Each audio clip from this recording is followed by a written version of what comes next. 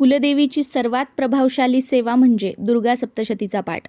तुमची कुलदेवी कोणतीही असू द्या त्यासाठी तुम्ही दुर्गा सप्तशतीचा पाठ करू शकता. दुर्गा सप्तशतीमध्ये एकूण 13 अध्याय आहेत. एकाच जागेवर बसून एकाच वेळी पहिल्या अध्यायापासून ते 13व्या अध्यायापर्यंत पठण करणं याला म्हटलं जातं दुर्गा सप्तशतीचा एक पाठ किंवा एक पारायण. आता चैत्र महिना सुरू आहे. संपूर्ण चैत्र महिना जर तुम्हाला शक्य झालं तर या पद्धतीने रोज एक पाठ तुम्ही करा, रोज एक पारायण तुम्ही करू शकता. पण प्रत्येकालाच हे शक्य होईल असं नाही. मग यासाठी तुम्ही 7 दिवसांमध्ये दुर्गा सप्तशतीचा एक पाठसुद्धा पूर्ण करू शकता.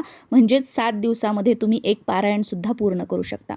7 दिवसांमध्ये दुर्गा सप्तशतीचं पारायण पूर्ण करण्यासाठी पहिल्या दिवशी तुम्हाला एक अध्याय वाचायचा आहे, दुसऱ्या दिवशी दुसरा अध्याय वाचायचा आहे, तिसऱ्या दिवशी तिसरा अध्याय वाचायचा आहे, चौथ्या दिवशी चौथा आणि 5वा अध्याय वाचायचा आहे. म्हणजे पहिल्या दिवशी एक अध्याय वाचायचा, दुसऱ्या दिवशी एक अध्याय वाचायचा, तिसऱ्या दिवशी एक अध्याय वाचायचा, चौथ्या दिवशी 2 अध्याय वाचायचे, 5व्या दिवशी 3 अध्याय वाचायचे, 6व्या दिवशी 3 अध्याय वाचायचे आणि 7व्या दिवशी 2 अध्याय वाचायचे.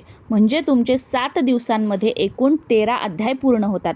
आणि दररोज सकाळी देवपूजा झाल्यानंतर जर तुम्ही दुर्गा सप्तशतीचा पाठ केला तर अतिशय उत्तम आहे. पण सकाळी तुम्हाला शक्य नाही झालं तर संध्याकाळची दिवे लागणीची जी वेळ असते त्यावेळेला तुम्ही दुर्गा सप्तशतीचा तुमचा जो पाठ आहे तो केला किंवा जे काही तुमचे रोजचे अध्याय आहेत ते तुम्ही वाचले तरीसुद्धा चालतील. बाकी या 2 वेळेत शक्य नाही झालं तर दिवसभरामध्ये तुमच्या वेळेनुसार तुम्ही कधीही दुर्गा सप्तशती ग्रंथ वाचू शकता किंवा याचं पारायण करू शकता.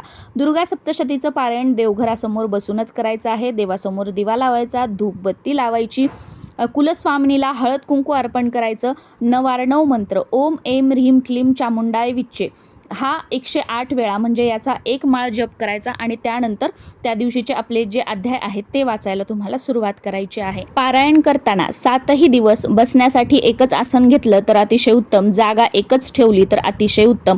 7 दिवस उपवास करण्याची काहीही गरज नाही. जे सात्विक जेवण असतं, कांदा लसूण न घालता वरण भात भाजी पोळी जे काही तुमच्या घरात बनतं ते तुम्ही 7 दिवस खाऊ शकता. 7व्या दिवशी अध्याय पूर्ण झाल्यानंतर कुलस्वामिनीच्या मूर्तीवर अभिषेक करायचा. तुम्हाला शक्य असेल तर कुंकुमार्चन करायचं.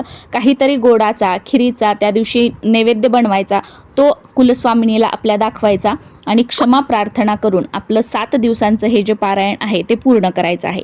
7व्या दिवशी जर तुम्हाला हळदी कुंकवाला काही महिला वगैरे मिळाल्या तर त्यांना बोलून तुम्ही हळदी कुंकू वगैरे सुद्धा देऊ शकता किंवा तुमच्या घराच्या आजूबाजूला देवीचं मंदिर असेल तर तिथे जाऊन दर्शन घेऊ शकता. संकल्पयुक्त हे 7 दिवसांचं पारायण करत असाल तर 7 दिवस ब्रह्मचर्य पाळायचं, नॉनव्हेज खायचं नाही, परान्न घ्यायचं नाहीये.